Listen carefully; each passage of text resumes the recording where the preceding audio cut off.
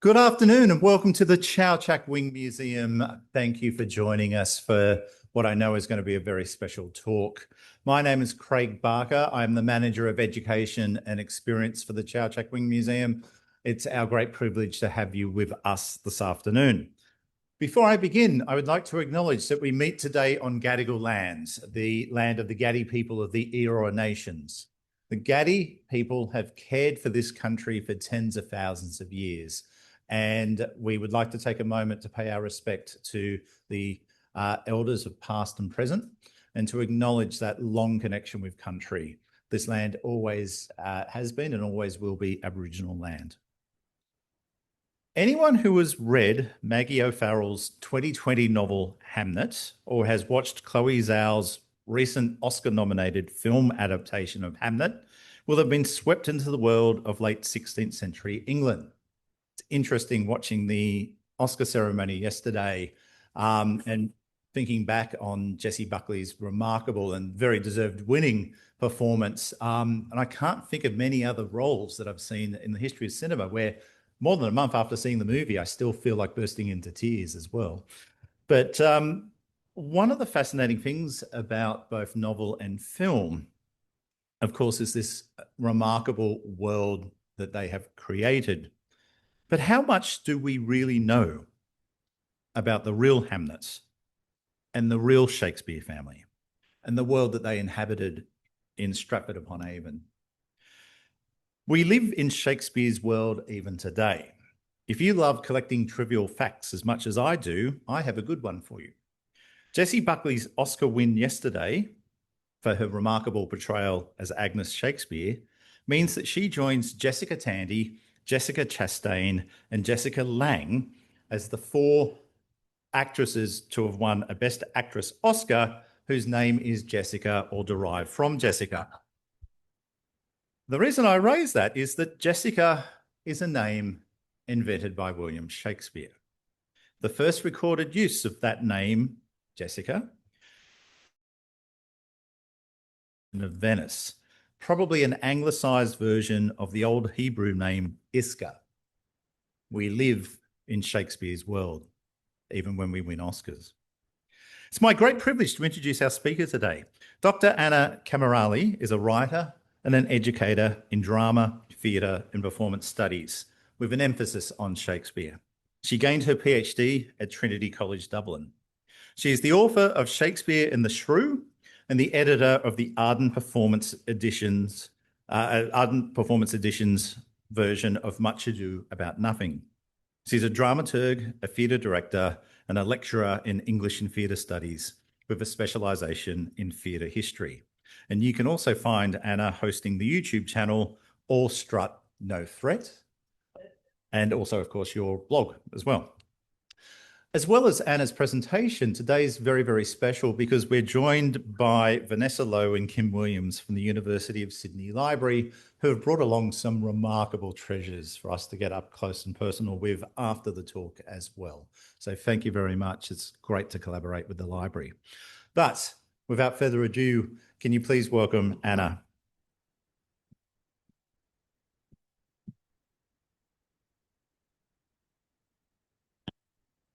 Without too much ado, but just enough? Just enough.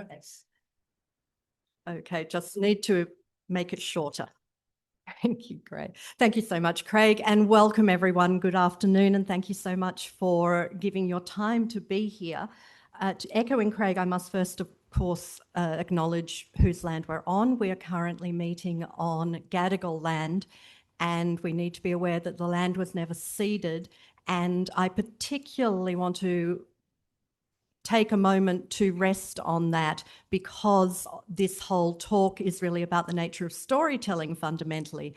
And I want us to share the respect and gratitude for the opportunity to meet on the land of the oldest storytelling culture in the world. But I also do want to go on to say a very particular thank you to Craig and Yasmina and the museum, and to Vanessa and Kim and the keepers of the wonders of the rare books collection over at the Fisher Library for being willing to just jump So I said, this seems to me like something that people might want to know about right now. Shall we talk about it? And they said yes. So let's also acknowledge the beauty of saying yes to sharing the things we know. And so back to what we are talking about today, I'm hoping that what I can do is satisfy the curiosity you might have about Shakespeare, and I will certainly make sure that there is time at the end for you to ask me any particular things you might want me to tell you what the limits are of our knowledge regarding Shakespeare. But I'm going to do my best to do what Maggie O'Farrell was definitely trying to do with her novel, which is to give the story back to Shakespeare's surrounds. So his landscape, and in particular, his family. So we're looking at someone who has had an inordinate amount of attention on themselves as a person, as an individual. And the historic record is often reported, people frequently say, oh, we know so little about Shakespeare. Well, that's only true in reference to how much we want to know, which is infinite. In terms of what you would normally know about someone from this period, we actually have quite a lot. And what I would like to do is hopefully demonstrate where some of the lines exist in our ways of knowing too. Where is the line between, we can say this because we have a material record, we can reasonably well claim this because of the contextual historic record we have, and maybe separate that off a little from the things that appear in this telling of the story that are clearly there in order to tell the story rather than in order to draw something directly from, what we might call historic truth. So in order to explain what I'm talking about when I say that, let's begin with a hawk.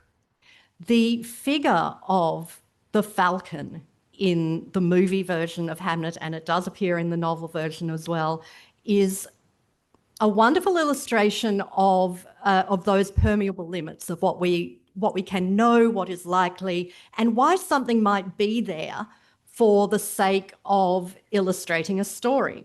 So, as I just mentioned, the falcon does appear in the novel. So, if you've read Maggie O'Farrell's initial book version of Hamlet, you will have noted that Agnes has a kestrel. And that's the top bird you have there. That is the bird that she would have had if she really had a bird. If you watch the movie, she's actually the keeper of Harris's hawk below, which is the wrong bird. It didn't get introduced into England until the 19th century. So that bird would never have appeared in Shakespeare's world or Agnes's. However, they're tractable birds that are easy to train, and therefore they're really good to get on film. The kestrel, though, the kestrel has a lot to be said about it too, because falconry was extremely regulated in Shakespeare's day. Yes, pretty much any level of society could, in theory, own a falcon, but you are only allowed to own the correct falcon for your class. You had to be an earl to own a goshawk, for example. Now, a kestrel was exactly the right bird for someone of those middle classes to have. Do we have any record that Agnes or anyone in her family owned one? No, of course we don't. And also, it's not terribly likely. They were good for pest control. A kestrel, though, wasn't tremendously useful in terms of hunting because it only took teeny tiny prey. So you can go chase voles with a kestrel. It's not going to bring you home your dinner. But it could be good for pest control. The other thing about falcons is you can't keep them like chickens. You really got to be looking after them every single day. And so the chances of an even well-to-do middle-class girl on a farm keeping one are slim. So why the kestrel? Why the falcon? This is where it comes in into the other phase of the other aspect of what Maggie O'Farrell is doing, because this is the thing. She has done her research. She knew it was a kestrel, and she does know her Shakespeare. And I believe what Maggie O'Farrell noticed about Shakespeare is that whenever a falcon appears in Shakespeare, it's in order to draw your attention to a woman. And it's not just any woman. Falcons in Shakespeare always are associated with particularly free-spirited, independent-minded women. That's what they represented. I've put up on the screen there the word haggard. A haggard is not to do with the species of a hawk, but it's to do with how it was brought into domesticity. There were two types of bird. There were the ones who you raised from a chick, and then there was a haggard, which you would catch as a wild bird and train. And that was regarded, it was much harder to do, and therefore it was regarded as this superior bird. So what you find in Shakespeare is if ever a woman is associated with a haggard, she's not just any woman. She's a free-spirited, independent-minded woman, and that's the woman you want. In a world of chickens and starlings, you want the haggard. You want the falcon to be your wife. And so I think that's exactly why she introduced this bird to the story. So I think it just illustrates the things we might care about with regard to a novel that necessarily relies on filling in gaps for the sake of creating a world and creating relationships and creating a family. A novel does not claim to reflect the historic record exactly. But a historic novel, I think, does make certain claims for someone to have done their research in order to be taken seriously in the world. So in the case of Shakespeare, O'Farrell does draw attention to certain things that do really matter, I think, about Shakespeare that have received less attention than the imaginative focus on his theatrical life that has happened ever since. For example, it is very unusual for an 18-year-old man at that time in the region he was living to marry at that age. The interesting thing about Agnes is she was actually bang on the median age for the standard age for a woman or man to marry in Warwickshire in the 16th century. So the remarkable thing isn't that she was 26, but that he was 18. Now, what that means for a man who died at 52, having spent 20-ish years working in the London theatres, is it means that he was a man who travelled his whole life with his family. He retired from being in London permanently roughly around 1612. I'll talk a little more later about the gap between Stratford and London and how we don't have strict beginning and end dates to his career because of that.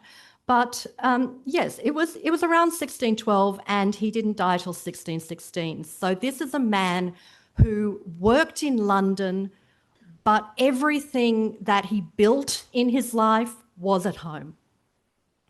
He never changed his family, he never left his family, he never abandoned them, and he returned to them.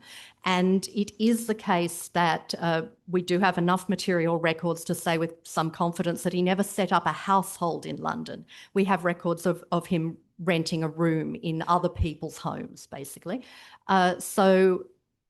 Whereas in Stratford, he bought property, he bought new place, a very large house. So we're looking at a man whose work was in London, but whose life was built with his family.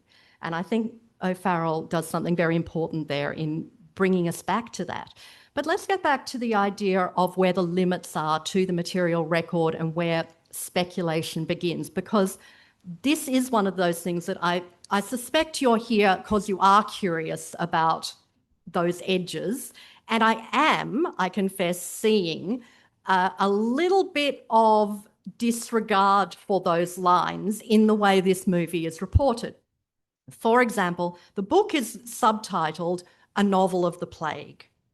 And I have definitely seen in reportage about the film the line, some equivalent of, Hamnet died at the age of 11 of plague.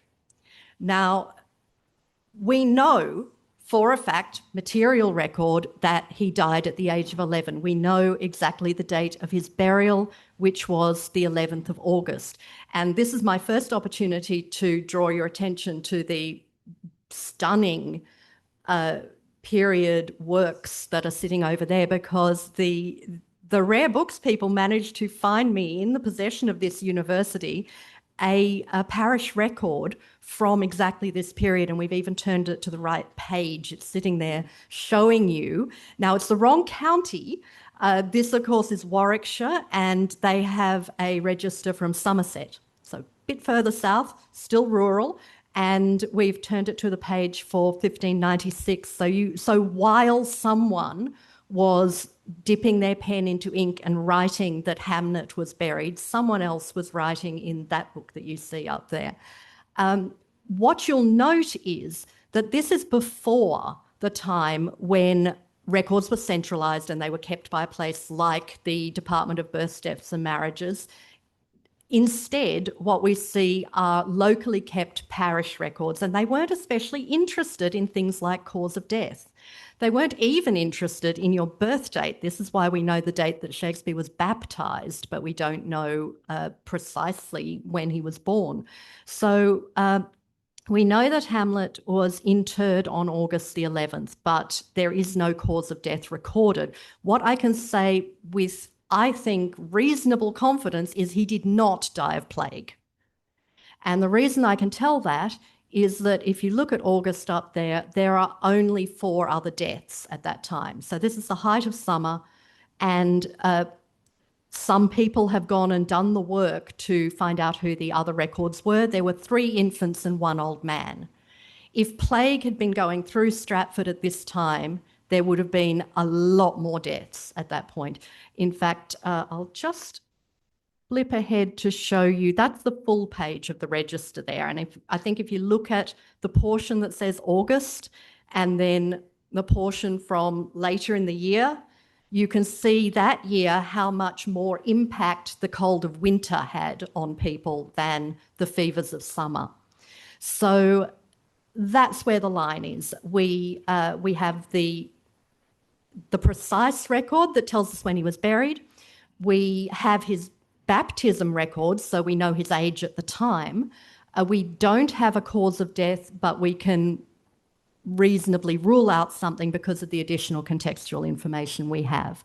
So we do have all the things on that list in some form for someone in the family. We have records of baptisms, we have records of marriage, and we have records of burials, because those were the things the local churches kept track of.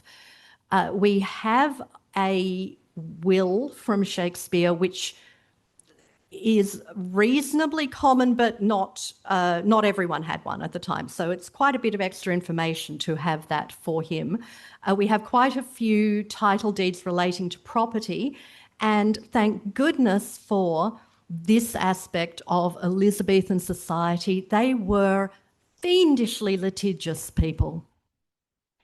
They just loved to find reasons to sue the pants off one another. And of course, legal records are usually tremendously well kept. So anytime anyone was involved in any sort of court case, we tend to have records of that. And there's a really fascinating one with Shakespeare to do with when he was brought into, you know how I mentioned that he lived in rented rooms. There was a court case to do with the family he was staying with, and he was brought in as a witness. So that's like one of the few examples we have of his personal unmediated voice, because we have no records of his own writing away from his public literature.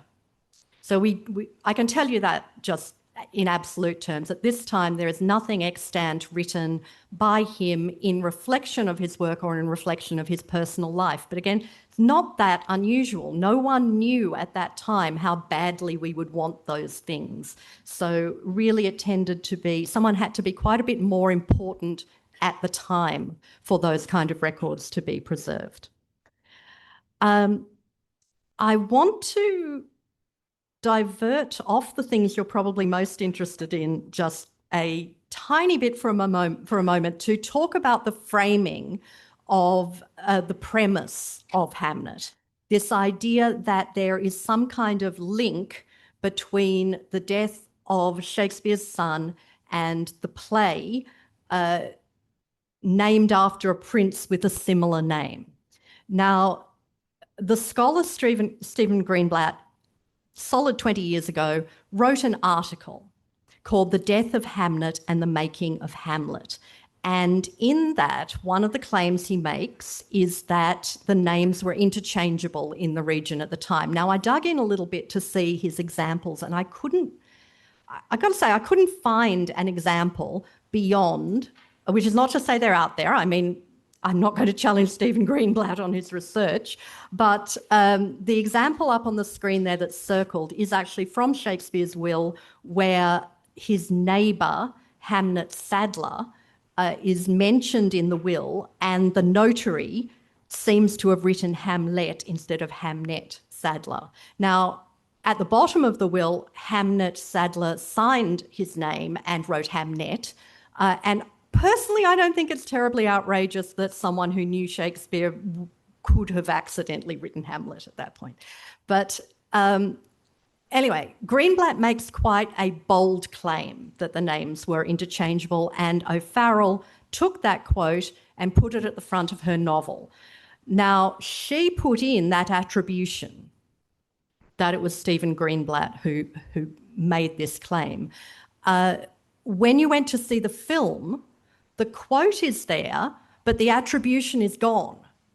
So there's this interesting permeable shift that happens where we go from something being the claim of a scholar who's working in the field to something that is simply presented as true.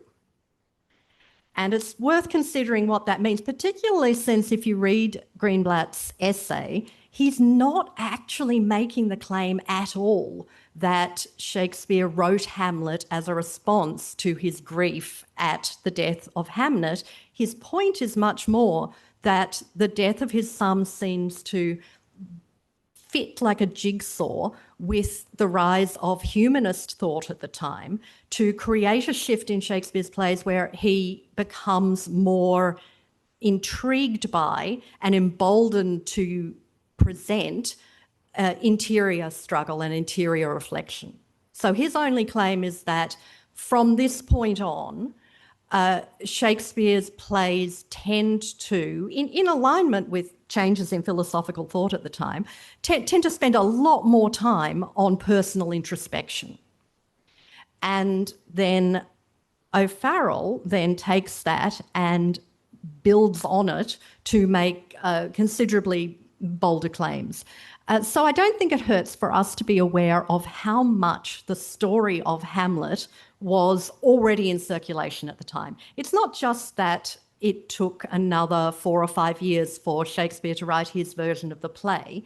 It is about the fact that Hamlet was already entirely in circulation in both the literary and theatrical worlds that he was living in. The source is from the histories of Saxo Grammaticus, so it was Danish history that sometime before had been, poor old Francois de Belforêt has lost the second half of his name there because of the font changed when I put it up. So it was already in circulation in French, and also we have records and references to another play version. So Hamlet was already out there as a play before Shakespeare said, yeah, but what if I do it? So there is a lot going on. I was about to say there's a lot going on in Hamlet, That's just the most absurd understatement I could possibly present you with, isn't it? But what I want to draw your attention to is that I would say that the play is more interested in philosophy and genre than, strictly speaking, in grief. And you will have, the climax of the movie, of course, is the impression that Shakespeare has inserted himself into the play in order to gain some kind of communication with his son who is no longer there. But you see, the trouble is Hamlet is the worst possible play for that. He's the worst father. Hamlet's father, the old dead King Hamlet who appears, has no interest in trading places with his son or saving him from his fate or anything like that. His entire thing is, I don't care. I know it's a revenge thing and that's bad and you'll end up dead and going to hell, but you got to do it anyway. Go do the revenge because of me. So remember me is really not, I want to communicate the idea of remembering our love, our relationship. No, it's just, remember you have a job to do, go do it, regardless of what impact that has on your life. So that's the problem with this play, being shaped to fit what the story wants to do. And I have some theories about why that I'll present you with in a minute. If you want to talk about true, deep, convincing expression of grief with regard to the loss of the child, the play you want is actually King John. Constance in King John. Grief fills the room up of my absent child, lies in his bed, walks up and down with me, puts on his pretty looks, repeats his words, remembers me of all his gracious parts, stuffs out his vacant garments with his form. Then have I reason to be fond of grief. The problem with this is that it was almost certainly written before Hamlet's death. It was performed in the year that he died, but as far as we are able to tell these things, it would have already been written. Which doesn't mean that Shakespeare wasn't speaking of something that he had experienced or observed. He had a sister who died when he was 15. She was only a little girl. So he has been in households that experience this kind of grief, just as in the movie you see a theatre full of people who have all in some way experienced this kind of loss because that was the world they were living in. So that brings me to what I think is a rather neat point to bear in mind, which is how we use these stories and how Shakespeare used these stories and why we have the urge to attach these stories to real people. Because Shakespeare, of course, wrote a whole set of plays with the genre history plays, labelled as such in the folio complete works. You can see a second folio over there when you want to have a look at that later. Very special. So in the collected works, a number of the plays were divided off as histories. So Shakespeare was writing about real people in theory, but he openly and immediately, in his prologue here to Henry V, discusses the fact that he's turning it into a story in a way that works for telling the story. It is turning the accomplishment of many years into an hourglass. He tells you that. He tells you that he's making it up. So why do we need it to be about Shakespeare? Why did O'Farrell not just write about a family that suffered a loss in the way that she wanted them to suffer a loss? Well, it's basically people doing with Shakespeare what Shakespeare did with history. You take the words you have and you, in the words of a random gentleman in Hamlet, botch the words up fit to their own thoughts. The gentleman is saying that about Ophelia, but it just really aptly describes what everybody does with Hamlet and what everybody does with Shakespeare. It's so dense, it's so rich, it's so full of expression like that of Constance that speaks to what we feel is a greater truth, that we want to take that and make it say what we need to say in the moment, which is very much what O'Farrell does, and then the movie version too. It's taking something that is there in one form and will speak to us as we wish. And I think why history plays, why Shakespeare then? I think it's to do with the idea that we feel these larger truths in literature, but then we worry that maybe we're being lied to. So we crave an anchor point in people that we knew were real. And so I think that's what we're seeing with Shakespeare here. But I'm sure you'd love to hear a little bit more about the actual people involved and where these lines were, because Agnes, as another thing that O'Farrell directly said she intended to do, was give Anne back to the story, give Anne back to Shakespeare. And in the novel, of course, she's very careful to never actually use Shakespeare's name. He's just the father. And so the story can rest on the family. Now, women were difficult to extract information on as individuals, because once they were married, they were kind of the same legal entity as their husband. So there can be records of things like William Shakespeare bought all this malt and made it into small beer or whatever. And obviously that wouldn't have been Shakespeare because he was in London busy writing plays. It would have been Anne, but on paper she was him. So we have few records that we can separate off. What we do know is her age when they married, which was 26, which was the standard age for anyone who married in Warwickshire at that time. We know that she was definitely already pregnant when they got married, but that doesn't necessarily mean any kind of pressure was involved. It was actually, if a couple was engaged, it was not outrageous and not unreasonable for them to already have a child on the way when they married.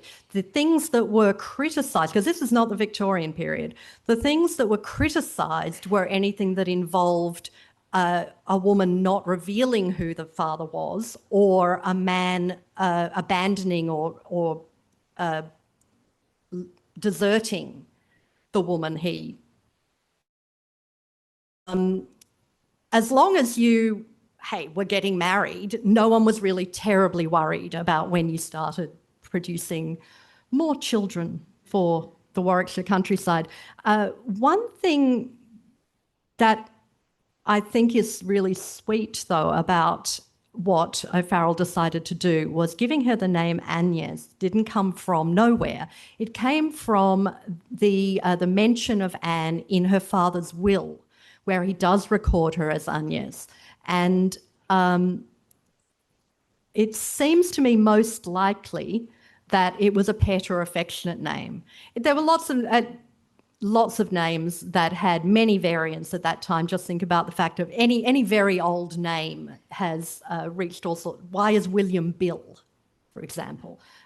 Why is Margaret Peg? So Anne, yes, could easily, frequently be rendered as Agnes, and it means lamb. So I think what we see going on here is that her father may have affectionately called her lamb, which I think is cute. Now, if we want to talk about the actual relationship, if we want to talk about William and Anne and what was going on with them, and perhaps how he may have wooed her with words, I want to draw your attention to this sonnet. So in there, among all the sonnets about the golden boy and the dark lady and the did or didn't he have syphilis and was he talking about that, there's this poem, which just is that little bit different from everything else in the set. But what you can say with, I think, considerable certainty is that it is a love poem to his wife because, as you know, our Will loved a pun, and the whole premise of the sonnet is a pun on her name.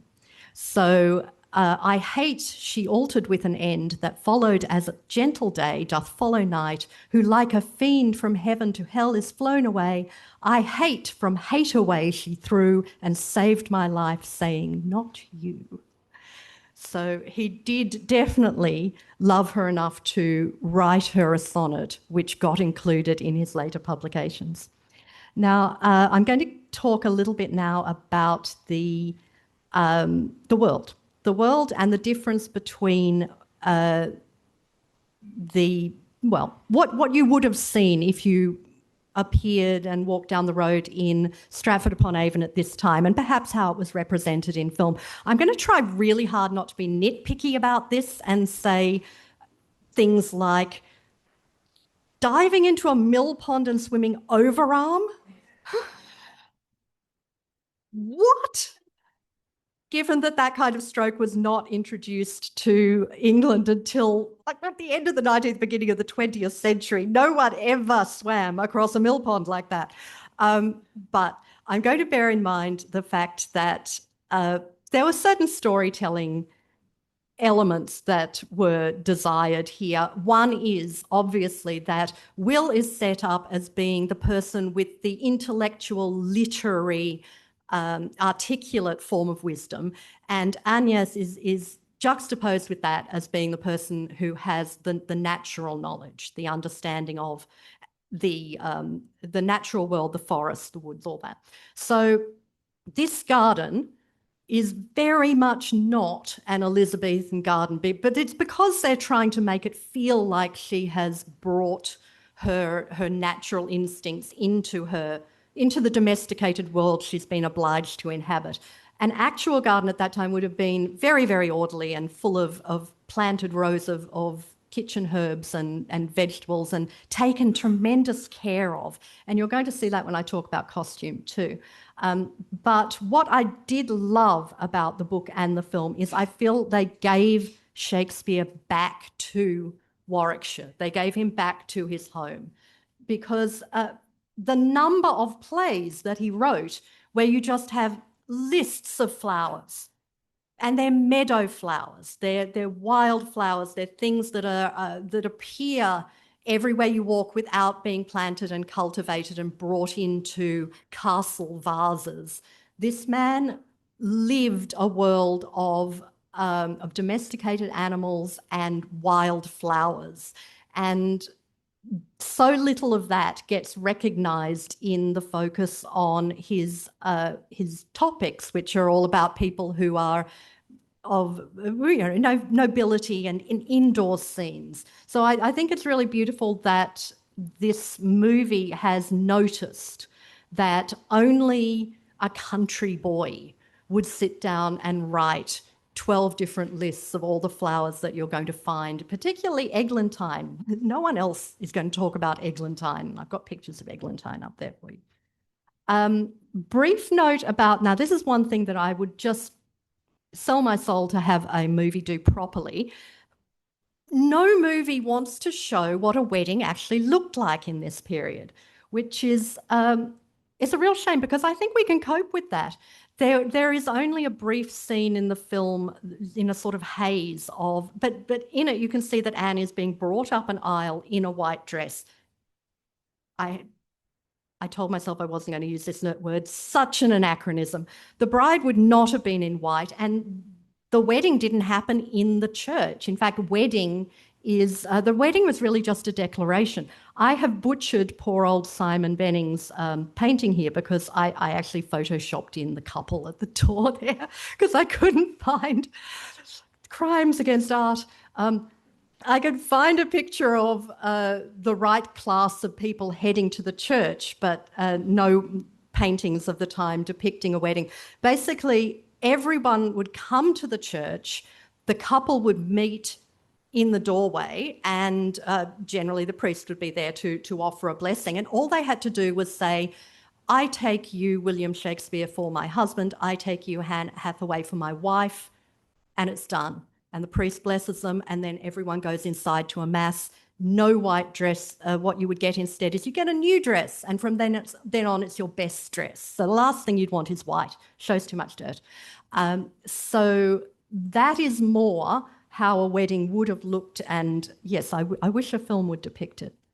Now, let's go on to look at the theatrical world, because I do have some things I want to say about those concluding scenes before we wrap up and I take your questions. Stratford would have been a bit less than a week's travel away. So it wasn't somewhere you commuted, but neither was it somewhere that separated you entirely from going home for important events. What is true about that level of distance and the flourishing, fresh mercantile culture that was happening at the time is it gave opportunities for boys of Shakespeare's class, that middle trade guild bracket. It gave opportunities for them to find ways to flourish and do well and make their fortunes.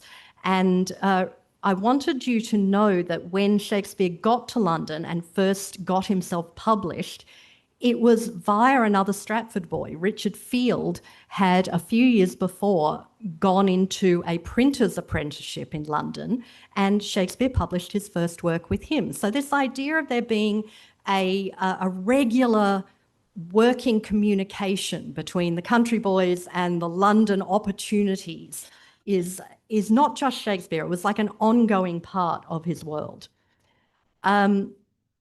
One thing I find curious about the way Shakespeare is depicted on film is that they're always wanting to show him writing on scraps of paper and screwing them up. And there's always pens and ink. There's never any books. Shakespeare was an absolute book fanatic. And we know this because of the amount he lifted from other people's, not only Saxo Grammaticus, but Ovid, the histories, of course. An authentic depiction of Shakespeare working would be Shakespeare with books open, copying and adapting. He was a master adapter rather than, and a master inventor of language and turns of phrase, but not of plots. He lifted them from the plots and he wanted to show the extent of his ability to create allusions and to recreate texts everyone knew in fresh ways. But he was also an actor. And I think you can tell that from the play. So that part is true. The bit where it shows Shakespeare coming on stage and performing with his company, that is absolutely recorded. He's there on the list of actors in his own book. And an amusing little nugget of knowledge we have is that there is a not absolutely secure, but a reasonable source of information that he did play the ghost in his own Hamlet. That comes via an editor called Nicholas Rowe, who was working kind of 100 years after Shakespeare retired. He published versions of Shakespeare's work in 1609, 1709. So, it's not during his lifetime, but he did do his work. He did his homework. Nicholas Rowe found out what he could about Shakespeare's life, and one of the things he noted down was that Shakespeare played the ghost in his own Hamlet. So, yeah, that bit's real. I'm just going to talk about the costumes a little bit because I suspect it may be of interest to you to know what you're seeing when you see this depiction of what was worn. And then I'm just going to wrap up with looking at that final scene and talking about, well, what would it have been like to be in that theatrical space? The costumes are a little bit perplexing in that they went to all the trouble of doing proper tests of period dyes on period fabric, on linen, and then they did the thing that filmmakers seem obliged to do these days, which is wash the whole thing out. Like Anne's the only one who's allowed to have colour. Very not in period. The Elizabethans loved colour. And they all would have been wearing colour. On the other hand, the background characters, they seem to have tried very hard to make them look. I've got Emily Watson over there wearing her chemise under her kirtle. And that is, and everyone's got their heads covered here, except Anne. That is all quite, dare I say it, period accurate. And yet the leads in this version are dressed from a completely different world. The Anne's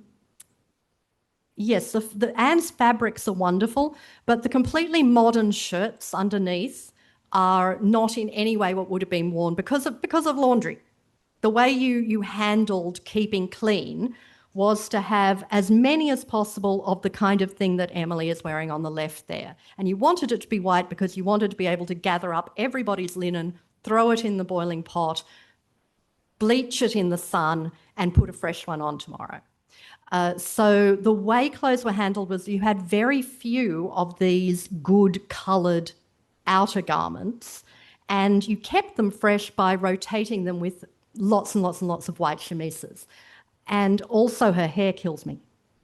A married woman would never have gone about with her hair out like that. And also they loved their combs. These people, she's constantly, looks like she's never seen a brush. Her hair would have been pinned up and it would have been covered, and there does seem to be a belief these days that we can't relate to a character unless, a female character, unless she's got flowing tresses. But the Elizabethans, they loved to be colourful and they loved to be neat. So I don't think we get quite so much of that. Now, I am just about out of time, but let me just briefly say that were I to go and see a production of Hamlet, I would think these were really fun costumes for a modern production of Hamlet, but they really bear no relationship to what someone would have worn at the time.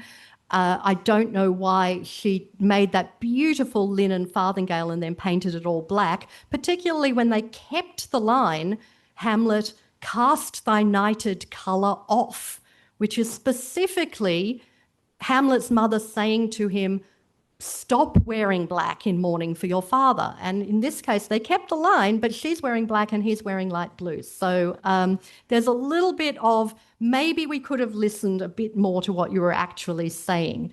Similarly, if you do want to bring in Hamlet, that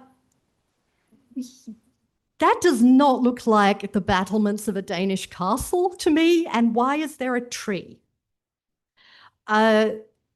Yes, there would not have been a painted backdrop, and certainly if you're playing Hamlet, if there was, it wouldn't have been of a forest.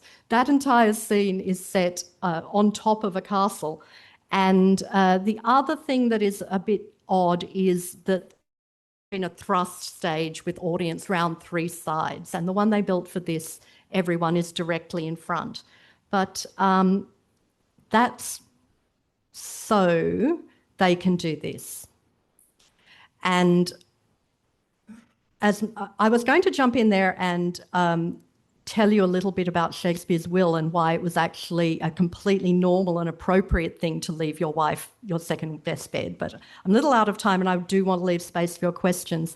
So let's just wrap up by focusing on this crucial moment in the film, because I think the interesting to me, the moving to me thing about this is the underlying fundamental truth of that moment. And yes, probably it's completely ahistoric to have anyone in the groundlings area shush Anne, because those people did not shush. They were notoriously rowdy and chatty and interactive. So yeah, that's a little stretch. But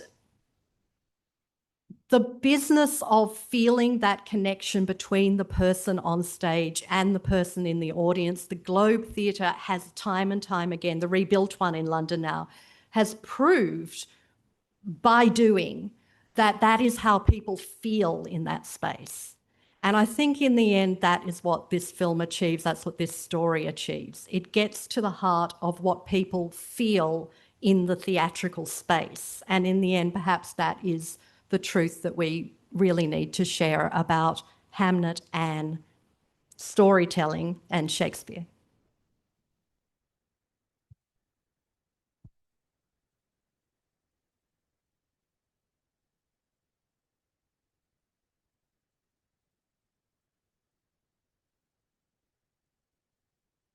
Thank you, Anna. I'm going to open up for any questions from the floor. Please wait till I come to you with the microphone for accessibility reasons. After a couple of questions, we're then going to get Vanessa and Kim up just to talk about the second folio and some of the other items that have been brought across from the university library collections. First question down here. Thank you. I'm a Warwickshire boy myself, so I particularly enjoyed that. Thank you. Something that I read before Maggie O'Farrell's book came out was a book by Germaine Greer called Shakespeare's Wife, where she challenged a lot of the sort of dominant patriarchal assumptions that are made, particularly about Shakespeare's wife. And there was all sorts of kind of myths that sort of propagated that she entrapped Shakespeare to get married because she was older than him and he'd got her pregnant, as if he could do that on his own.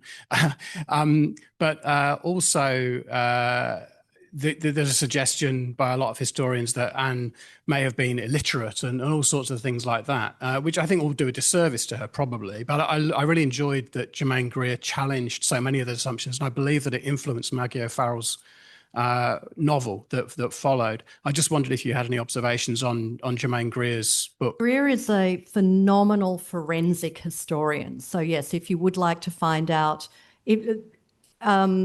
she's the one who actually, she looked at facts like, oh, he left her his second best bed, and there are a bunch of male historians for centuries who said, well, that must have been an insult. And she's the person who actually bothered to go and compare with other wills and see how often beds were left in wills and what their value was seen as. And she did the same with every aspect of a typical woman of that class and region. So we don't have much in the way of exact records of Anne, but we can see how commerce and property ownership and household management happened at that time. So her research into all those things that give a supporting context is meticulous, and I actually really would recommend the book here.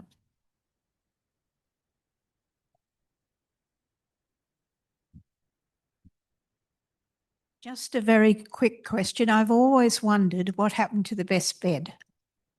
It was probably the one being used by elder daughter Susanna and her husband John Hall, because they inherited the property. So the best bed was probably the one that they were using. The thing about the bed is you can give away, if you know you're dying, which it looked like he did because he wrote his will just a few weeks before he died, you can give away anything you want so it doesn't have to appear in the will. The one thing you can't give away is the bed you're dying in.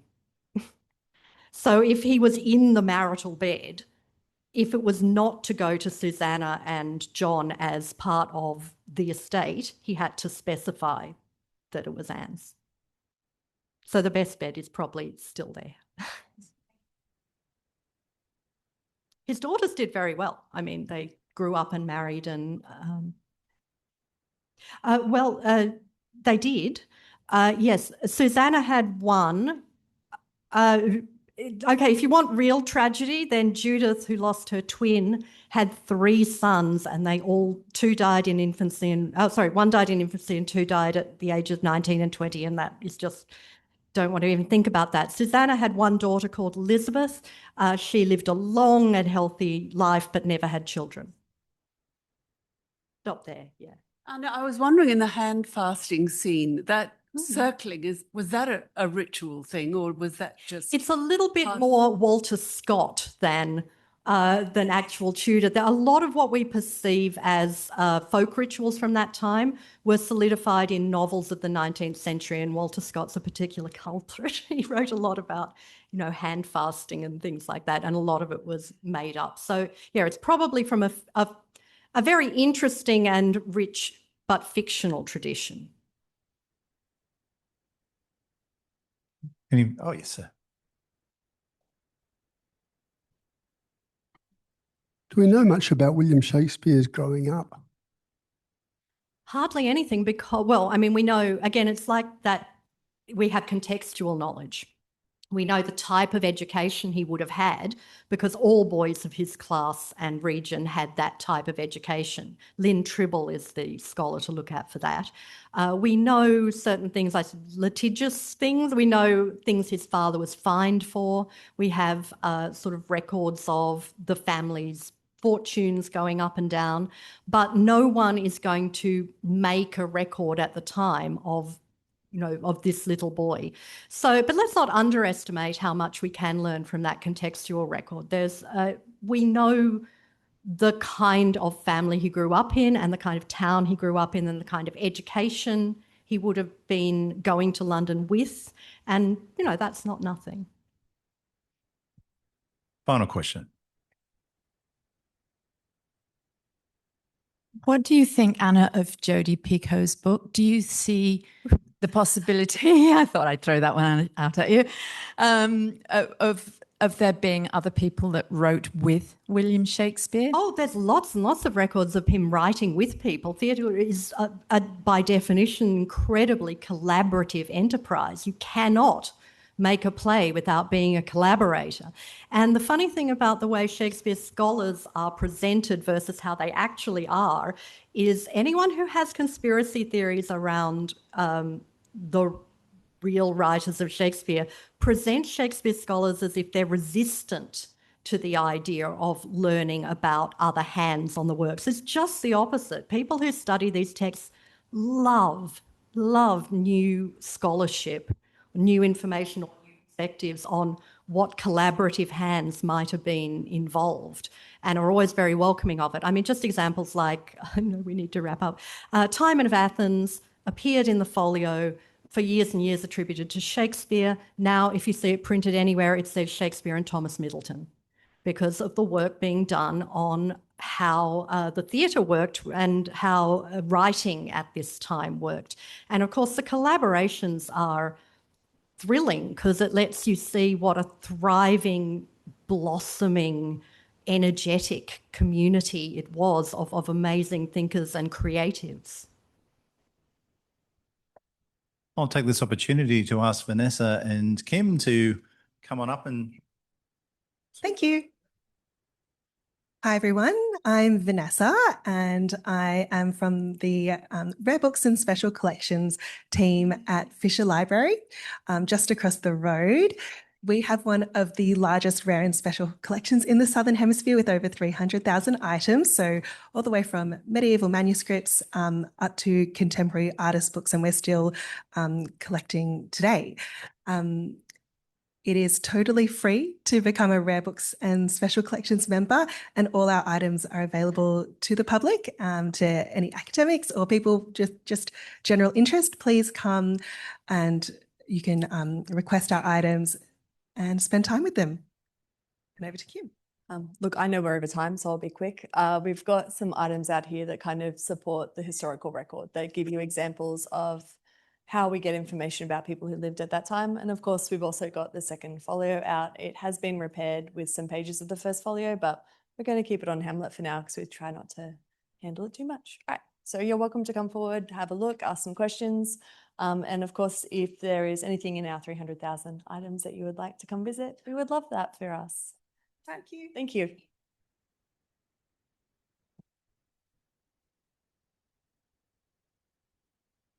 Thank you for joining us this afternoon. One more time, thank you to Anna.